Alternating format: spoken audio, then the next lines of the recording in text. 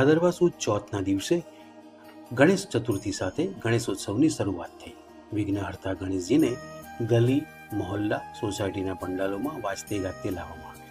આ સાથે કેટલાક શ્રદ્ધાળુઓ ઘરમાં ગણેશજીની સ્થાપના કરી ગણેશોત્સવની ઉજવણી કરી. ભાદરવા સુદ 14 એટલે કે અનંત ચૌદસે ગણેશજીની વિદાય થાય. ઘર અને પંડાલોના ગણેશનું વિધિવત વિસર્જન થાય. આમ તો ગણેશોત્સવ પૂર્ણ થાય એટલે મૂર્તિઓનું જળાશયોમાં વિસર્જન કરવામાં આવે છે, પરંતુ સરકારશ્રીની અપીલ અને શ્રદ્ધાળુઓની જાગૃતિને કારણે પર્યાવરણ બચાવવા મૂર્તિ વિસર્જન માટે દરેક વિસ્તારમાં પાણી ભરેલા કુંડ તૈયાર કરવામાં આવે છે. આ સાથે મોટી સંખ્યામાં લોકો માટીની મૂર્તિઓ સાથે ગણેશોત્સવ ઉજવતા થયા છે. અમદાવાદ શહેરની જ વાત કરીએ તો મોટી સંખ્યામાં આયોજકે આ વર્ષે માટીની મૂર્તિની પધરામણી કરી.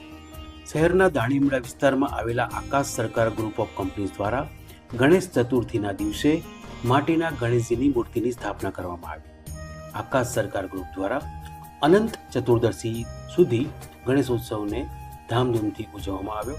વિસર્જન પહેલા શ્રદ્ધાળુઓએ સત્યનારાયણની કથા કરી, વાજતે ગાજતે અબીલ ગુલાલથી છોડો ઉડાડી વિનાયકને વિદાય આપી. આકાશ સરકાર ગ્રુપ દ્વારા ગણેશોત્સવની જગ્યાએ જ માટીના ગણેશની મૂર્તિનું પાણી ભરેલા તપેલામાં વિસર્જન કરી પર્યાવરણના રક્ષક તરીકેનું ઉત્કૃષ્ટ ઉદાહરણ પૂરું પાડ્યું હતું.